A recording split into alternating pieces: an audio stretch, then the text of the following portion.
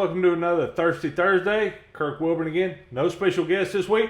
Tommy Abney. Hello. We're back again, episode 4 of Thirsty Thursday. I promise you, I think we're going to get this one actually put out on Thursday. I'm going to do my best. Technical difficulties last week. No blame to the computer. I think it's the idiot running the computer, but It's him. That's the technical. he's awfully quick to point out the idiot. But I'm just being honest. I don't have anything to do with the editing, so it's all him. That's right. That's right. Tonight, Heaven Hill. We're going with one of the old boys tonight. Fairly new product from Heaven Hill. Yep. This is their grain to glass lineup. Really cool concept on this. All of their grains, and I guess they partnered with somebody, or I don't know if they're growing their own independent grains or Single what. source grains is what I understand. Okay. So I think Yeah. they partnered with a local farm in Kentucky. Yeah. And they're single source in all of them. Nice. This is actually the first release, guys. This is actually in the kitchen, and I know we tell everybody about the common room. The common room here actually expands into a couple different rooms. 3 rooms. So this is actually on the kitchen counter in here. This is actually the first release. I think this is all first release. Every one of them are. Yeah. Yeah. These are all first So releases. second release, they went with a chickapin. Am I saying that right? Chickapin oat product on their second release. This first release, I understand the third release is back to just natural grain, no kind of finish, no kind of aging on it. So we're going to pour these up tonight. Red label, wheated. Green label here in the middle is your rye. It's going to be your highest proof, and here on the end is your bourbon. These have all been decanting, so maybe a little bit different flavor profile than something you might grab off the store shelves, because these seriously have been decanting, I don't know. 5 months now. Ever since the clothes have been open. Yep. So I think these were the first ones we decanted, actually. yeah, I think they were. And we've got some other stuff decanting in here. We've got some Tommy stuff he's brought in here.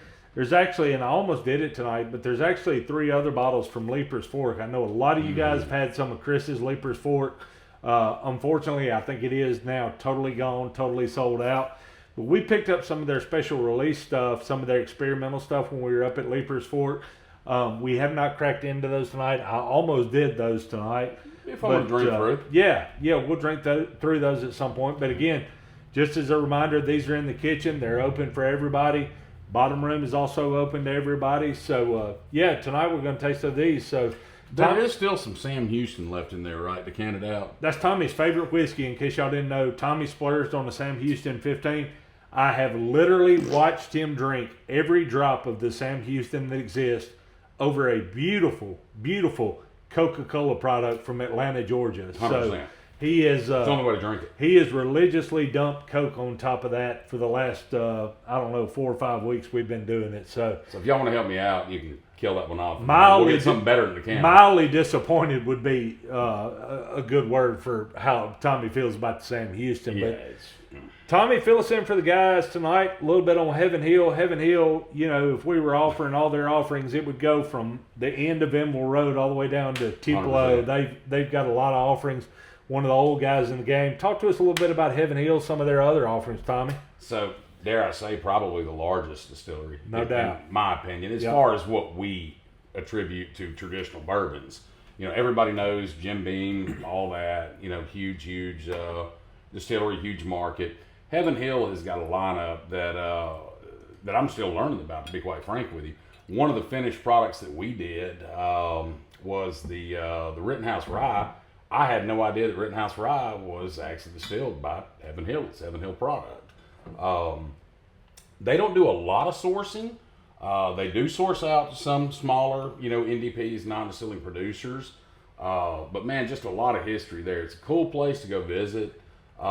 Sterile environment, a lot like a Buffalo Trace or what you expect from all the big distilleries. But the lineup's great, man. And, I've not had a bad pour that I can remember from Heaven Hill. These really, we sought these out right when they got released out. And I think Mississippi was like the 47th state to actually get them. Surprise, surprise. Right. But man, they have been great. The second series on that Chickapin out, a little gimmicky to me. I liked them. I did. But it's not traditional, what I would consider grain to glass, traditional bourbons, whiskeys, ryes. Right. Yeah, I'm with you on that just a little bit. I think if you're going to offer a product and call it grain glass, don't finish it in anything. Don't finish anything else. Let's see what it Let's is. Don't adulterate it. Which I think is why they went back to the traditional. I think it is too. I think they caught a little flack over that. But the Heaven Hill lineup guys, Elijah Craig, all your old Fitzgeralds, Mellow Corn. Mm-hmm. I was kind of hoping you wear the Mellow Corn. I didn't know we were doing this tonight. I 100% would have worn the Mellow Corn. The Mellow Corn belongs to them. Is it Five Brothers? Five Brothers. Five Brothers belongs to them. Mm-hmm. Really, really, really unique experience on the Kentucky Bourbon Trail. If you ever get a chance, you ought to go there. Probably one of the most sought after, and of no fault of their own, probably one of the most sought after Dusty bottles. For you bourbon guys that know, Heaven Hill had, no pun intended, one hell of a fire. Oh yeah. Back in the '80s that nearly set the whole Kentucky Bourbon Trail on fire. Yep. But their pre-fire juice, guys, if you ever see those bottles on Unicorn or some of these other sites, it's extremely expensive and extremely sought after. We can link to some of those too. Like when we post a video out, Yeah. I'd love to put out the Elijah Craig, 18 and the 20. Yeah. The bottle designs were so beautiful on those, man. Yeah. The old school on it. I've never had one. I've only had pours of it. It would be nice to pony up and get one of those for the club one day. We've got an Anderson Club in the back that belongs to a couple of members here that we've a few of us have had a pour out of. That Anderson Club was an old Heaven Hill product that was pre-fire juice. And I was having a conversation with a friend of ours and actually another member of the club today, just talking about Dusty bottles and some of the old stuff. And the one that kind of kept coming up was, man, that old Heaven Hill pre-fire juice. It's just, man, it's so sought after, and it is. They just, before we jump into these, let's just have a quick conversation real quick, because this was an interesting question that I didn't really know how to answer when he asked me today, and I won't call out who it is, but asked me a question. Why is the 86 proof Dusty so much more desirable than what's on the market today? I'll tell you what, and my answer is first. And we'll see if your answer matches my answer. I truly think it's all about the grains that were used back in the day. I think when mass production, to the point that it's at now, a lot of the grains are not the same strain that they were 20, 30, 40 years ago. And I'll go a step further with that. I think the environment has a little bit to do with it too. The soil composition, where they're sourcing those grains from. A lot of the distilleries are sourcing grains from fields and farms that have overworked the hell out of that land. A lot of the nutrients, a lot of the the robust flavors come out of that, and that I think that plays a big impact on the final result of the product that's put out. With that, that's just my personal opinion. I'm glad you said that, because you and I were really fixing to look like idiots, even more so than we do. There's one way to make whiskey. Yep. There's one way to make bourbon. Yep. And it's classified. It's on record. You can only do it one way, or it can't be classified as that. Correct. So it narrows down what you can attribute it to, and I think you really do have to attribute it. Same thing I told him. I think it's the grain. I think it's the quality of the grains. And when you get into quality grains, I think you do have to talk about soil compositions. And look, even though there's only one way to make whiskey, there are ways to shortcut. There's always a way to 100%. shortcut something. And we were having a conversation today, and look, I don't know how many of you guys on the video have watched Neat, which is a film that's out on Amazon now. It was made in 2021, but Jimmy Russell in this video, who is the master distiller, was the master distiller at Wild Turkey, still very much involved in that process, said at the time of this video in 2021 that there were 8 million barrels of whiskey in the state of Kentucky. In Kentucky, Yep. being aged at that current time, 2021. And there's about 4 million at that point in Kentucky. New numbers came out today. New numbers came out actually this week, and it was actually in the CBS special that I think we've talked about on these videos. That number is now 16 million barrels. So we've gone, in a 5-year period, we've gone from 8 to 16. Yep. And I can't help to think that that plays into why we're seeing some of the finished stuff now. Oh, it does. And it's why we're seeing distilleries now that have been sitting on this stuff for so long. You're starting to see distilleries now in bottles that are typically a 6, 8, 10-year-old product that are turning out 15 years, 16, 18 20-year products now. And I think it goes to nothing more than the fact that they've been sitting on it that long, just trying to figure out how they're going to move it. Oh, 100%. I mean, the cooperages, I'll go a step further with it too. Yeah. I think some of the cooperages have changed over the years. You got to think what it takes to get new American oak barrels. That's right. You know, oak tree matures over what, about 80 years, 100 years? Long you know? time. Long time to get those up. To be able to cut them. Yeah. You know, different regions, different wood. I think there are so many variations that impact every bit of that. But at the end of the day, I think the mass production of it is what has led to what the products are today, both good and bad. Yeah. You know, I would definitely say good and bad. I think when you're talking about the grain, you know, grain goes, and that's a great point. Grain goes in the ground, it comes out of the ground in about a 6-month period. That oak tree's in the ground 80 years. It sees the seasonal changes. Yep. It sees the soil composition changes. And the cooperage probably does have as much to do with it as anything. So, you know, that's a great point. But, you know, as all of y'all know, you know, all your bourbons have got to be aged in new American oak charred barrels. And I think that plays as much into it as anything. I really do. I really do. That's where you get your color. That's where you get a lot of the typical bourbon profiles. Right. You combine that with the grain that's being used, and that's where you get the uniqueness from. That's the end result of it right there. Really glad you said that, because that was the reason I gave him. I told him, I said, man, it's got to be grain. I mean, it's got to be grain. I think it's number one without a doubt. Yeah. But the grain, you're able, again, you've got a shorter window to kind of correct whatever may be going awry there, you know, whether it's more lime in the soil or whatever, you know, to correct that. You're not correcting an oak tree once it starts growing.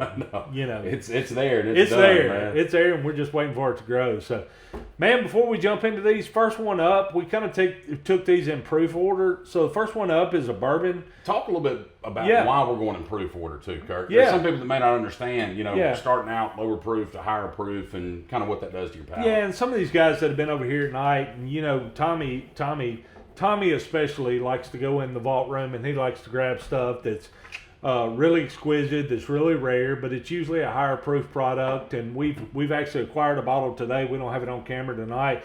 We've spent about 20 minutes tonight talking about a bottle that we acquired today that is a heavily allocated, would be a light way to put it. It's the first time I've ever seen it. It's the first time I've ever touched it, held it. But it's a 94 proof. It's a 94 proof. So, you know, when you go to taste, at least to me and for my palate, and again, here we are to this palate similarity business again. We won't bore y'all with that, but we have very similar palates. To me, once I've jumped into a 120 plus is kind of my range. Once I've jumped into a 120 plus, it's really hard for me to back up to a 100, 107.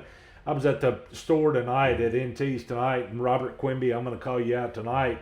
Robert Quimby and I jumped into a 120 kind of right off the bat tonight, and then we tried to back it up. And Robert said, man, this is easy drinking. I said, well, you know the reason it's easy drinking. You've been pounding 127. Now you go backwards. It does get easy drinking. You back down to a 103 or 104 now, so it does get a little bit easy. So that's kind of the thinking behind the bottles tonight is, and Tommy, I just lined them up. I was going to pour them, and the sense of reason here kind of stepped in and said, hey, let's take these in proof order. So I think, if I remember, we've got a 107 here. Yep. We've got a 121, 124, and 122. 123. The rye is generally going to err on the higher side normally. But we're in the 107 tonight. This bottle has actually got a lot of pub. Y'all know another 107 that's kind of is kind of famous for its 107 proof. So we're going to jump in this 107 first, but Tommy, I'll pass this to you. Kind of tell us a little bit about what we're tackling first here. Yeah, absolutely. So you guys, as I've said in some of the other videos, you know, two of the things that I really respect from distilleries is giving us the mash bill, okay? I love disclosure on bottles. That way you know what you're getting into, and you can kind of study where they're coming from on this and look up the grains and find out why they're using that mash bill. Is it historical? Sure. Have they used this before? Yeah. But traditional bourbon, straight bourbon whiskey here, we have got a 35 rye, 52 corn, and 13% malt. Clocking in at 107, as Kirk said. One of the cool things that I really enjoyed about this one, it is what it is. So you're not getting any of the wheat on this one. We'll get into the wheater in just a minute. So you know off the bat you're going to have a different profile. With the malt, you're probably going to get some of those chocolates and cocoa notes and stuff like that traditionally come out with a malted grain. If this were coming out of anywhere else, though, correct me if I'm wrong, this would be classified as a high rye. It'd be a high rye. Yeah, correct. at a 35 They would call it a proof. high rye bourbon. And I know y'all see that. Y'all see that on labels all the time. And, Yep. And but if they were not obviously doing a rye, this would be classified as a high rye bourbon. So, Yep. I don't. Is there a magical number where you call it a high rye? That's a I really question don't I know. really don't know either. Yeah, I mean, that's, you guys look it up. We'd love to get some answers back on that. You know, you look at the mash bill, and I guess I've kind of looked at it. If it's 25, 30% rye, I kinda consider high. that a It's a kinda high high. rye at that point. Yeah. Remember, bourbon has to be 51% corn, and the rest of it is what it is. Right. That's what makes it up. Right. But yeah, I mean, I guess you could consider that a high rye. They put the Rick House on this one too, which was pretty cool. If you look at the Rick location, Yeah, distilled 2017, came out of the barrel 2024, so we're dealing with a 7-year 7-year. product. look right there in the middle. You see where it says it right above, right to the left of the Heaven Hill? You see that? Rick 61518. Let me see real quick. I'll show you. Right there. Oh, no, sorry. That is, hell, I can't even read here. I guess they're showing you what corn is being used on that one. You see that? Yeah, I do now. Yeah, sorry. This is I not a thought that Rick was a House. Rick This House, is a, man, y'all got to excuse old guys. This is the corn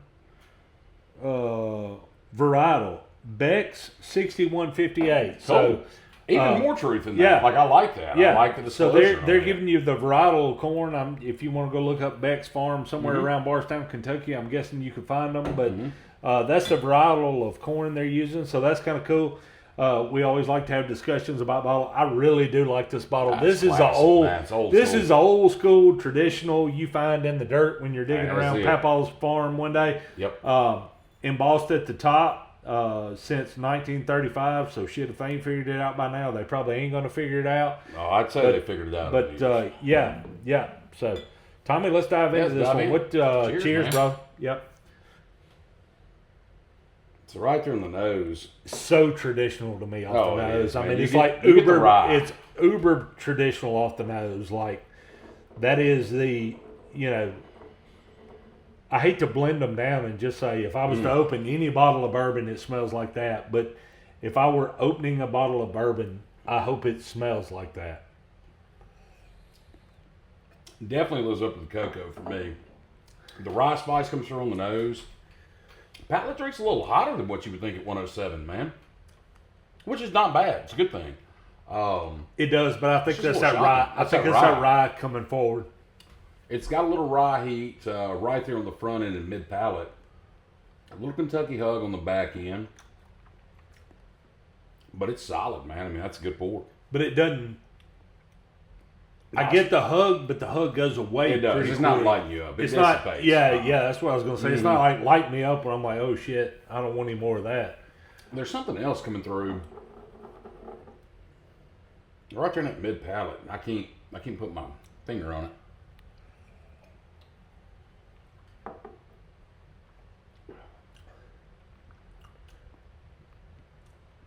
I almost want to say minty, but Well, again, that would make sense with the rye. I will say this, and I hadn't checked the.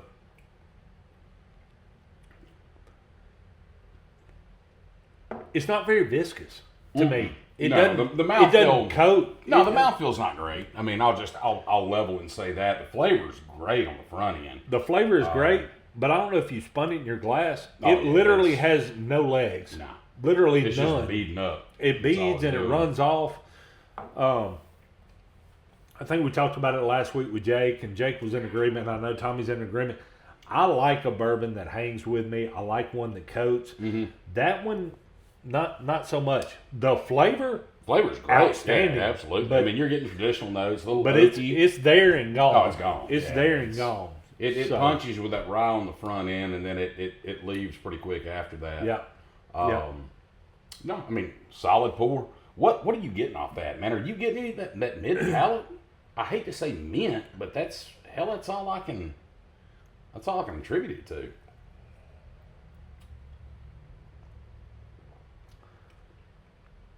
I can't put my finger on it. I almost get a, and I tell you what I'm almost getting off of it. It's like a, it's not a cinnamon, but it's like lighter than cinnamon. But I think that's where I'm getting the hotness from. It's like last week we talked about that red hot. Yeah. It's almost like a red hot light. Yeah, real light red But hot. it's like yeah. something I get off of a, man, the word escapes me, and we won't sit here on the It's video. almost like a mini Big Red. I mean, that's the easiest way I know to say it. To put it in redneck terms, it's a mini Big Red. It's That's a for mini me. Big Red. I could see that. I could see that. Yeah. But I tell you the other one, and this is a flavor that I'm not wild about. The mid palate after the burn is gone, like a red velvet cake. Yeah, I You can get see a little that. I can see like that. a little bit of a red velvet Yeah. on the, but I mean that could just a touch. just be me. Yeah, and that's not one of my more favorite cakes, but you couldn't tell it by looking at me. I like all cakes. I tell you what, I think I'd like that one over. You know, a drop of water or a solid cube of ice, I think would really help open that That one up. Yeah. And Yeah. I think dissipate some of that sharpness on the front end. When you hear people talking about rounding out a bourbon, okay, ice will round that out. You'll get a little bit of that watered down effect with it, but it kind of dulls those sharp edges with some of the bourbons that, you know, may need a little bit, or you feel like need a little bit. To me, that's one that I'd throw on a single rock, and I think it would help it. Y'all can tell from the bottles What the favorites have what's been. left in the bottle, and that was the knock on this one. Oh, yeah. I didn't want to give it away at the first. Yep. This has been one. This one kind of stands alone by itself because you got rye drinkers. That's right. Your rye drinkers are going to buy this. Yep. Everybody else is going to kind of gravitate towards one of these. This one here caught just a little bit of flack because of the harsh finish. Yep. Y'all go read the reviews. Go look up the reviews. It does have some sharpness. I think Tommy is spot on. If you put a drop of water with that, if you put that over a cube, I'm going to venture to say I have not spent a lot of time with this one. I have spent a good bit of time with this one. Yep. But I'm going to say if you put a cube of ice with this one, we might be having a different conversation. Oh, exactly. I do. Yeah. I think it would round that one out a little bit. You know, I think that's the easiest way to say it, man. Yeah. I think the color between the two, too. Like, you look at them in the decanter, obviously you've got a little darker hue, a little more red with the wheated bourbon. Yep. And, I mean, full disclosure for me, I'm a wheated fan. I love wheated bourbons. It's why I like Weller. It's why I like a lot of the, you know, seeking out the bottles that we know that are wheated mash bills. Yep. Yep. Guys, let's talk about this one just a little bit. So, funny enough, so we're going with the same corn varietal. So, this will be really interesting.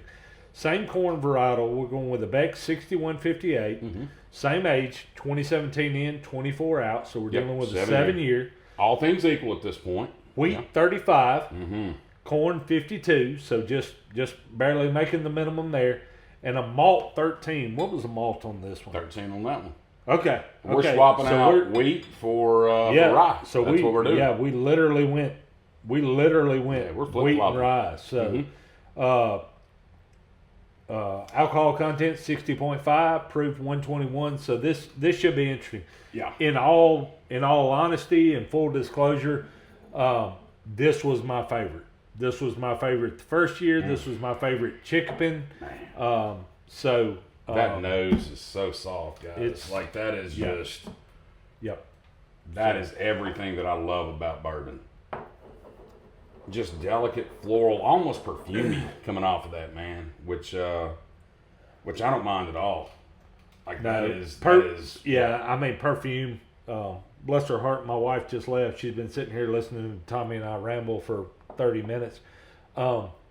You know, if my wife wore that, I would not be mad at her. I would not hate that at all. It's very perfumey. And I know you guys see me, you know, stick my big nose in this glass with both nostrils, and I'm one of those weird guys that gets different scents from either nostril. It's odd. I don't know how to explain it. But I'm getting perfume, floral, some honeysuckle off that, just soft and delicate, Yeah, man. you're super soft. You're spot on, and I think anybody that knows this bourbon would be hard pressed to argue with you on that. It's very cheers. It's very perfumey, very floral. Yeah. Oh, man, and that palate matches. And the sharpness Gone. just dissipates. It Gone. really does. You talk about one that coats and hugs, dude. That is,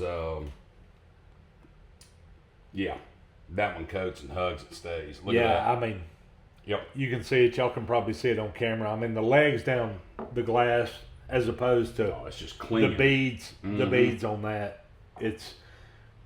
That is, to me, that is the exact same bourbon. Yep. Minus the sharpness. Yep. Minus the sharpness. And I may do this off camera because I don't want to bore you guys. I am very intrigued to go back to this one with a cube ice. A cube ice. Yeah. Or a drop or two of water. I think it'll open it up, round it out, and take some of those real sharp angles and edges off of that bourbon and round it out better to kind of mirror that. You're not going to get the delicateness that you're getting off that wheat because it's a totally different drink. Yeah, man. I'm going to go ahead and let these two open. Yeah, up. let's let those ryes open up. Just because of But what man, it is. the flavor profiles on that, I mean, you're getting, to me, you're getting some baked bread in there. You're getting all that floral edge, little honeysuckle, some honey coming through on the back end on that. Just coat your palate too. I mean, absolutely coat your palate. As typical with, and I'm going to sit yours over there so you don't get them confused. As typical with wheats, and I get this almost every wheater. I'm yet to have a wheater where I didn't go, man, the sweetness just comes charging through on those. Hold that in your palate a little bit longer this time and let it roll front to back. Wow. You know, we drink through so many bourbons, guys, because we love opening bottles around here. You forget what you really love about these that you haven't visited in a hot minute. And, dude, that is good. I would put that next to, Weller 107, and I'm probably going to choose that one. Oh, 100%. I mean, that one is, and guys, this is so, it's so important because I think a lot of times, most times, we look at a proof and go, oh, I'm not going to drink that because the proof's higher than what I like. Correct. I mean, we went from 107 to 121, and I'll tell you right now, and I swear with all honesty, that right there drinks so much smoother than that. They're flip-flops. The one thing you did not hear was you get that hug, you get that burn, you get that red hot. You didn't hear that on this one. I mean, this one is just so, Tommy and I like to call them good. Porch pounders, straw whiskey. Straw whiskey is throw the top away, stick a straw in it. That right there, if I'm sitting on a porch and it's 65, not 105 outside, that'd be a goner. You know what I say about that? And there's some bourbons, and a lot of us guys are this way. You don't drink a lot of bourbon when it's 128 degrees outside like it's been. Dude, that is one I don't mind. That is a summertime bourbon to me. That is. It's delicate enough. It's not super hot. Like, that is just a great sipper. And I would love to throw a cube ice on that one along with that one and see if the roles reverse on it, man. See if that dulls that out way too much to where it's not as nuanced as what that is in that glass. I like to make a bet every now and then. I'm a gambler. I'm going to say if I put a cube in this or a cube in that, I'm going to end up liking this better. Yep. Just because it's going to tone down the sharpness. Yep. This is going to tone down that whiskey that doesn't need toning down. 100%. I agree with you on that one, man. Yeah. I absolutely do. Yeah. We judge whiskey, a lot of us do, with our eyes on the front end. When I look at the color differentials on that, it's not much, but it's enough to know that I've got a darker color. To me, I'm going to get more depth out of that than I am out of that traditional bourbon. Yeah. That wheated has just got that extra layer of complexity to it where you're getting really 3 stages. You're getting that beautiful floral, soft, just gorgeous nose. Mid palate, front palate, rear palate are all different on this one too. Front palate just hits you with that sweetness. You're drinking a wheated bourbon. Right. You get a little bit of that grasp in that mid palate where it's like, all right, we got a little more proof on it right here. We're enjoying that. and then it just coats going to that back palate, and you really get that honeysuckle and those perfume notes. And I know that sounds weird to say drinking a perfume, but it just works, and it is. It's floral as it can be. I tell you how perfumey works for me, and this is just me. I'm not saying anybody else should feel this way or taste their whiskey this way. Perfumey to me is if I smell it on the nose and I drink it and I digest it and then I breathe out and I get those same perfume notes, then to me that is a perfumey whiskey. Yep. To me, and that's what I get with that one. After I drink it, and again, it's solid. It goes down. There's no burn. But then when I take that breath and I exhale, I get those same notes coming back. Yeah. It stays with you. It's the same in and out, man. It does. No, I'm right there with you on that. That's a great way to say it. Right. And that's the cool thing about it, man. You're taking a new series, the first release of a new series with Heaven Hill. We're drinking through these, and so far it's night and day. Oh, totally night and day. And totally that's what's different. great about it. You've got two completely different profiles, and all you've done is swap out a grain. Yeah. That's it. Yeah. That's it. And age is the same. Yeah. Proof's a little higher on the weeded. You're typically going to get that with a weeded bourbon. Yeah, I mean. And that may very well be the intro to our next video, is letting us tell y'all how these two finished with a Cuba Ice in them, because I promise you, I'm going to revisit this one with a Cuba Ice a little later tonight. So, well, I would finish that, but I know we got to get to the rye. Yeah, I'm going to finish it off camera. So, yeah. Let's get to the rye. Yeah, man. we got a rye up next. Here you go. I'll let you kind of read off what we're dealing with. All right, guys. So let's start with a proof. We're at 123.2, so obviously the highest of the bunch right here. So the mash bill: 63% rye, 24% corn, 13% barley. What was the rye again? I'm sorry. I 63. 63. Okay. Yep.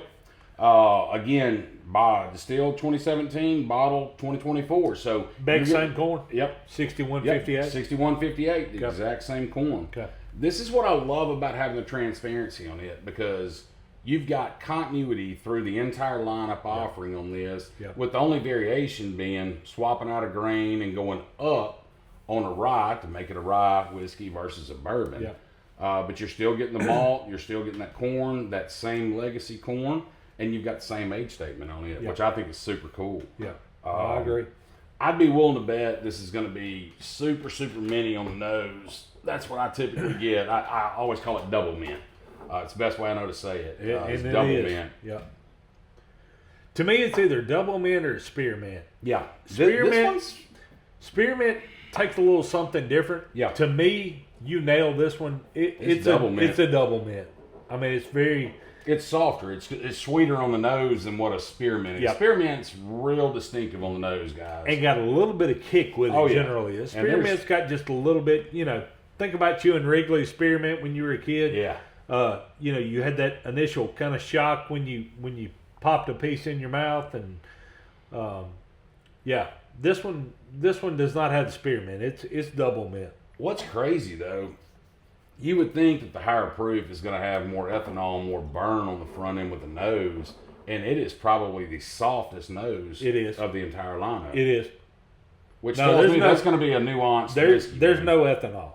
Cheers, my brother. Cheers, brother. Let's go in. Damn.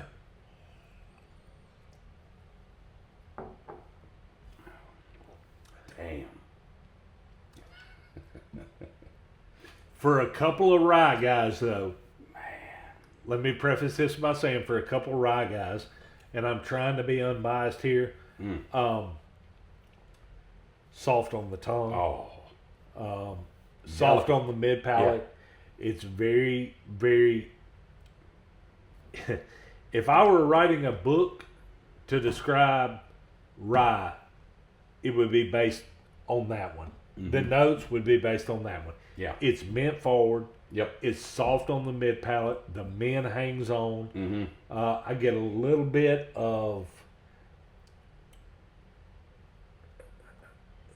I want to say bacon spice, but I get a specific bacon spice that I can't call right now. So you and I are different on that. Okay. Dude, I'm getting a ton of green apple on the back end of that, which is crazy. All right. If I had to say what Did would you I get like, any bacon spice in the mid palate? mid palate, yeah. I mean, Okay. it's almost like that rye spice is coming through and masking as a bacon spice, where you're getting, I hate to say, clove almost is almost what it's like. It's got a little touch of that. Let me revisit one more time. Go back in on that mid palate. It's right there, and then it's gone. You And talk about green apple, though. Green apple, I get on the nose. on the nose, Yeah. Yeah. Yeah. Yeah. not very viscous either. And traditionally, your rye, No, your ryes unless are you're getting general- into an older rye, Right. a 13-year. Right. Like there is a very viscous Right. rye sitting in here, right over there in that willet, and that that damn thing it's motor oil, man. But dude, that is so delicate on the nose. Like, picture a thunderstorm rolling through. You've got all those scents coming through the air with the change and the wind blowing through it, and you're picking all that up. That would be the absolute perfect thunderstorm sitting on your back porch pour right there, man. I honestly think, and this is just me, again, Tommy knows, many of y'all may not know, my absolute bourbon pet peeve is for somebody to tell me what I should be tasting in my bourbon or what I should be smelling in my bourbon. Your palate's not my palate. My nose is not your nose. Y'all better be glad you don't have this nose, but Same. I cannot stand for somebody to tell me, you smell what you smell. But if I were ranking these, if somebody held a gun to my head and said rank proofs, I would have been exact backwards. Oh, absolutely. This drink's so easy. Yep. This is easy drinker, and Yep. this has got a bite. So I would have been 107. Yep. I would have been 116, 115, 16. And 122. And I'd have been 122, 124 on that. And It's it's crazy. actually the exact opposite. Yeah, direct opposite. So, The earthiness on that mid palate, I think, is one thing to kind of talk about too. When you're talking about getting, those baking spices, that's the one thing about a rye, dude, and you're gonna get some of that earthiness out of it, And some are real prevalent, and those are the ones that you and I talk about. You can go out in the yard, get a blade of grass, chew on it. Right. That earthy, this does not go to that level. It doesn't have nowhere that. near it. no. The viscosity's not there, but if you drink a lot of ryes, you're not used to a lot of viscosity. They're typically not. Yeah, they're not unless you get into older stuff or Right. high end super whatever. Right. But Right. man, that is just pleasant. And full disclosure, I was not a rye guy until probably 6-8 months ago. Yeah. I'll tell you when I really became a rye guy, and y'all know this, and Jake, you'll love this. Willet Ryes have really turned me into a rye guy. Now they're very straightforward. They're very bold. They're very punchy ryes. Very punchy ryes. And if you can find an appreciation for a rye that's as bold as that, you can find the nuanced ryes in there too. I used to be one of those guys that's like, nah, man, a rye, I'll have that in my old fashioned or my Manhattan. Well, I found an enjoyment in drinking those straight up. Like very, very, very easy to sip. Great summertime. You get all those good vibes, good feelings. Like that's just a great pour. I'm gonna put you on the spot because you brought up ryes. I'm gonna put you on the spot for a minute. Okay. And we hadn't done this yet. This is totally off the cuff. I promise we have not talked about it before tonight. Mm-hmm. We are in July. 7 months in. We should have done this in June. We're 7 months in. We're over halfway into the year.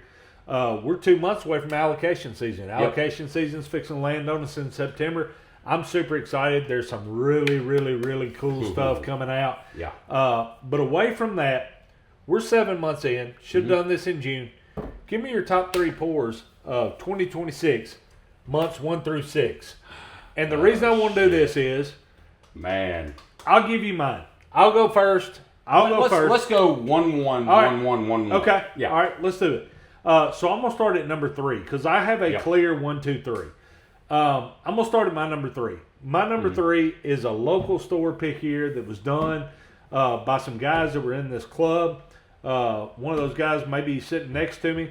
Man, the Leapers Fort from NT's, and I have had probably, gosh, I don't know, 10 guys that were like, man, y'all told me to buy that, and it was outstanding. We've drank 2 bottles of this club, guys, and I can't say that about another bourbon up here, man. NT's Leapers Fort pick, guys, if Killer. y'all have not had it, find somebody that's got one. There may be a little Indian that we know that's got some tucked away. Go beg. Whatever you got to do. Yep. Try to get a bottle of it. We do have a bottle or two here at the club that are in private collections that would probably be shared. Our guys are pretty nice. They like to share. But that's my number 3. My number 3, top pours 2026, and I've had a bunch of pours in 2026 thanks to this club. My number 3 is NT's, Leapers Fort pick. Great job, Chris, in the game. I'm going to shock you with mine. Okay. And I'm not saying this because it's the 250th and, all the nostalgia that goes along with that. That Rittenhouse Rye incredible. is my number 3. The Incredible. 250th Rittenhouse Rye. Yeah. I can't say enough. Like, when Kirk and I did the barrel project that we did with the maple, which was our first foray into this, that Rittenhouse Rye, I knew nothing about it. Like, we looked at the bottle and we're like, okay, cool. Great. We'll take that Rittenhouse. We tasted it. For 100 proof, rye whiskey, it's good. It's really good. It was really good. And when you grab that 250th anniversary of that Rittenhouse, I don't even know the proof on it, dude. I don't either.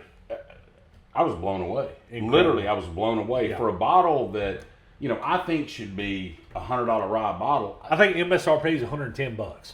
See? But if Perfect. you find it, buy it. Buy it. If you don't like 100%. it, Tommy or I will we buy it will buy it from off of you, without a doubt. Yeah. That's my number 3. Nice. Which is weird because it's a rye, and I'm not typically that big on ryes, but, Well, I'm fixing to shock y'all. All right. My number 2, Rittenhouse Rye.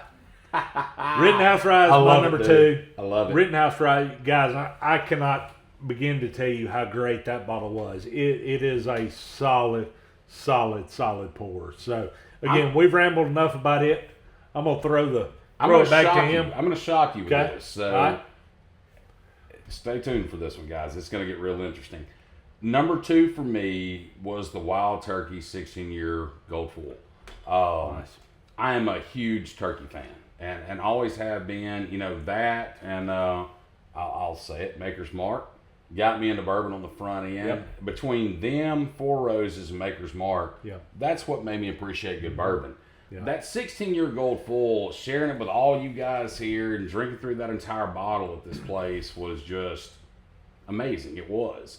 It's history in a bottle, guys. And the thing I loved about it, they've had this plan for a hot minute. They had to have. It's a throwback to the cheesy Gold Fulls, which I have only had pours of, never owned a bottle. Believe me, I'm going to get one now. But man, that one, and I don't know if it's so much about the bourbon, but the stories, the times we had right here at this club, drinking through that with the guys from Oxford, all you guys from the club here, and then doing the bottle kill on it. That was a ton of fun, man. It was. And that bottle is special to me. The bourbon is damn phenomenal, without a doubt. But it brought a whole bunch of guys together for a good thing, man. Yeah. So that's my number 2. I'm going to shock you with my number 1. Yeah, so I guess it's to me now. My number 2, and you want to throw a shocker, I'll give y'all a shocker. So my number 2, and this one caught me off guard. And again, I've tasted a bunch. My number 2 is not Gold Full. If you'll go back to our first video, there was one that really caught me off guard. You can probably see it in the video. Man, the Barstown Ferran really caught me off guard. It is so unique. And it's probably one of the better pours Out of bounds. that I've had. And I think I'm off base now. So I've done, where are we at now? So I've done that may be. That's your number 1. That may Sorry, be guys, my that's his number 1 right Sorry, there. Sorry. That's his number I 1. messed it up. No, you're good. You're Barstown Friend is my number 1. I've got another one in mind that I would really like to mention. Let's talk about honorable mentions in just a minute. But let's I'm recap. not going to mention it because it is totally mainstream. I'll mention it when you get done. All right, cool. Tell me your one. So let's recap real quick Yep. with you. All right, your number 3. Leafers Fort. All right, your number 2. Was Rittenhouse Rye, 250. right. Yep. So I got Yep. And number 1 Yep. is the Friend. I'm fixing to shock you. The absolute best pour, if I'm judging strictly off my palate, my profile, what I adore about bourbon, Leaper's Fork. Nice. Leaper's Fork takes it, man. Nice. And I'm not going to lie to you. I walked out of that pick with a group of guys not really knowing where we were heading with that bottle because we had drank through several variations of it before, and we might have had a pour of vodka that tasted like friggin' Fruity Pebbles, which just completely blew my damn mind. But we'll get back to that. That's a video for another day. Fruity Pebbles. Yeah, exactly. Yeah. Like Fred Flintstone was chilling out with me while I was drinking this vodka. It was crazy. Right. But when we drank through this last one, hat tip to Chris on it. I'm not going to give you that all the time, buddy, because I usually argue with you about the barrels that we choose, but that's okay. Give you one on this. Let me stop you for just a minute, because I was fixing to do the same thing Tommy's doing. If you will, Chris, I am absolutely giving you 100% props, and I give you enough shit that you get a prop on this video. Tommy, continue what you were saying. When we walked out of the rick houses, I thought we were settled on 2 bottles. Yeah. I thought we were going to pick one of the 2. Yep. And when we got to the tasting room, tell the rest of it. Chris was not satisfied with those 2 and asked them to go back. And here's what was really unique too. So none of us could pick out the mash bill. We could not pick out what was a Tennessee whiskey and what was a bourbon. Okay, which kind of shocked us a little bit. We had 3 variations we were drinking through in addition to the Fruity Pebbles vodka, which did not help things. I'm not going to lie. But Chris was not 100% sold on where it was, and kudos to you for pushing on this because that 3rd one turned out to be a damn banger. When he asked them to go back, Chris actually asked these guys to go back to the rig house, kind of described what he was looking for. A traditional bourbon, not a Tennessee whiskey, a traditional and guys, bourbon. When they brought back what they brought back is what you got in this bottle. And I was so scared that it wasn't going to... I was too. It wasn't going to come across that way. 100%. But guys, I'm telling you. Who brought the first bottle over here? Who was it? Let's do a hat tip to them real quick, if I can remember. I honestly don't remember. Whoever the hell it was, thank you. Because whoever brought the first NT's Leapers Fort pick here, hats off to you. I would take it off. Wesley Jones. Wesley Jones. Yep. We drank the whole damn bottle in one night, guys. And that was the first time I had it since we had tasted through it and sampled it there. What those guys are doing up there. What those guys are doing. Give them 3 years, and I'm telling you that small craft distillery is going to be a force. That may be your beautiful setting too. Like everything about it. All right. So honorable mention. I want to hear your honorable mention. My honorable mention is super easy. If you know me and you know anything about my profile, and I don't have to say anything else, Tommy can tell you what this bottle is. And I've already threatened him and Chris and my real close drinking buddies, but I'll threaten the rest of the club. If I die or if I am dying and they have to put an IV in my arm and they say, well, he ain't going to make it, but we got to give him something. We got to give him something. Go right ahead. We got to give him something. Tommy's helping you boys out. The Michter's 2026 10-year-old rye. I don't have to have the 2026. I'll take the 25, 24, 23, 22, 21, 20, 19, 18, 17, 16. I could go on. Give me Michter's. You get a 14. Share it with us because that's supposed to be. Michter's 10-year-old rye is my honorable mention. Always. I am a Michter's guy, but that is my honorable mention. Give it to me. Probably going to shock you again. Okay. I'm going to have to go Jack Daniel's Heritage. Nice.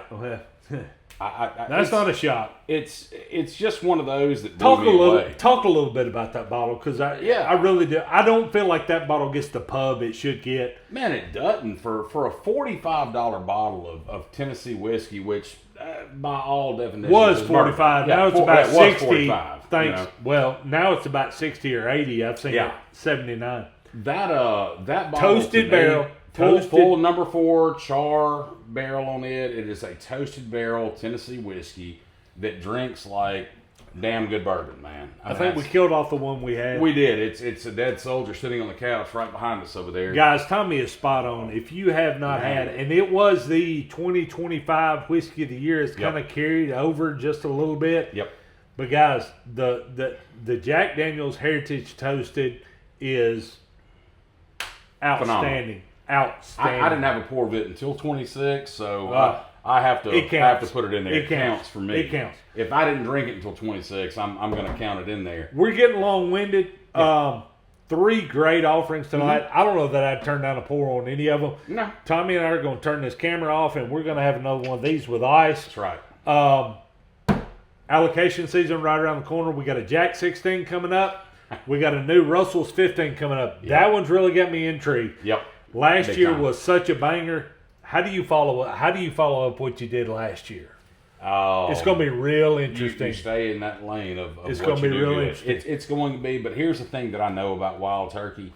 You know that they are not going to put a subpar product out there. Also, hey guys, be on the lookout for this too. The Russell's 13 this year is the 45th anniversary release of it. Correct. It's a bottle that I would dearly love to get. To me, the Russell's 13 is perfect bourbon. Like it's everything you love about Wild Turkey and the heritage distilling that goes on over there. It's just amazing. Get that one if you can. One more thing to talk about, guys. And y'all know that through the club, we are trying our dead level best. And I promise you, aside from his insurance selling job and me and my banking job, we are doing everything we can. That's why we make these videos.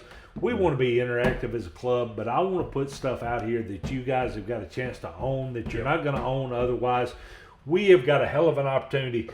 Me and this guy are going almost to Louisiana on Friday morning. We're going to leave bright and early. He doesn't know that yet, but we're going to get a sausage and biscuit at Hardee's, and we're going to haul ass. We're going to Amite County, Mississippi. Liberty, Mississippi. As Jerry Clower would say it, we're going to Amite, Mississippi. That's it. So we're going to Amite County. We are going to Liberty, Mississippi to pick up 12 bottles of 1982 Old Charter. We've got 12-bottle case bought. That is from the old distillery, not the new distillery, not the new distillery, not the new distillery. It's been sold 3 times. Yeah, since release. This is the original bottle, guys. Yeah, OG. It is OG. 1982. It was put in the bottle in 1975, so the bottle is 51 years old. It has not breathed life in 51 years. I plan on letting one breathe about Saturday morning or maybe Friday afternoon, depending on what time we get back. Those bottles are going to be available to you guys and you guys only. Yep. We've got 12 bottles. We got 7 that are in pristine shape. We got 5 that are in a little bit rougher condition, but y'all got to remember these have been kept in a house or a warehouse or something for 51 years. Would love for y'all to have a pour. Yeah. $300 a bottle. I promise y'all we are not making any money on these. We're putting everything back into the club. Would love for y'all to have a bottle of that. Guys, this is old juice. It's 86 proof juice. This is like they used to make juice back in the old days. This is when they made it for, as my granddaddy would like to say, this is when they made juice for drinking. That's right. This ain't drinking, this is drinking. This ain't sipping whiskey, this is drinking whiskey. This is drinking whiskey. That's right. So those bottles will be here at your club available for your purchase. You want one, reach out to me or Tommy. They'll be on the table if I can make enough room. Guys, there's great bottles on the table out here. Y'all come buy those. We've kind of swapped things up. The front table now is full of bottles that are for purchase. Those are honor system. You want a bottle, leave your money, send me a text, shoot Tommy a Venmo, whatever, how you want to do that. The bottles you have prepaid for, you tequila guys, y'all's tequila will be here tomorrow. Those are now in the game room on the shelf in there. They will have a tag on them, so don't worry about getting somebody else's bottle. Grab your bottle, it's got your name on it. Club meeting on the 28th. Have not come up with a theme yet. We've got some really, really, really, really cool stuff working. All right, we're gonna challenge one of our board members on this one. So Brandon Kalstorff, we nominate you to pick the theme out for the meeting coming up. There you go. And then we're gonna go ahead and put Brooks on the spot for this one, bud. Go ahead and get your schedule set for next week. We want you to do the tasting on this. We want to do a review with you. And then we want to get some things on the calendar for you guys going forward. That'll be a lot of fun and interactive for everybody up here. But Brandon, be thinking about what you want to do for the club for a theme. As always, we'll have food available, guys. We want to get a head count, so we'll put something out real soon. Until then, cheers to you guys. Tommy's got us planned out. One more thing, real quick. Tommy's got us planned out through August. I think, mid-August. I'm going to get with him tonight while we're sipping on Heaven Hill with a little bit of ice in it. I'm gonna get with him. We're gonna plan out. Let's plan out through Thanksgiving. We'll get August, September, and October knocked out. Try to get the first part of November knocked out. I know you guys like a little advanced planning. We do too. So we'll get those on the calendar tonight. Tommy, anything else? That's it, brother. Cheers. That's it. Thank y'all. See you next time. Thanks, See you next guys. time, boys.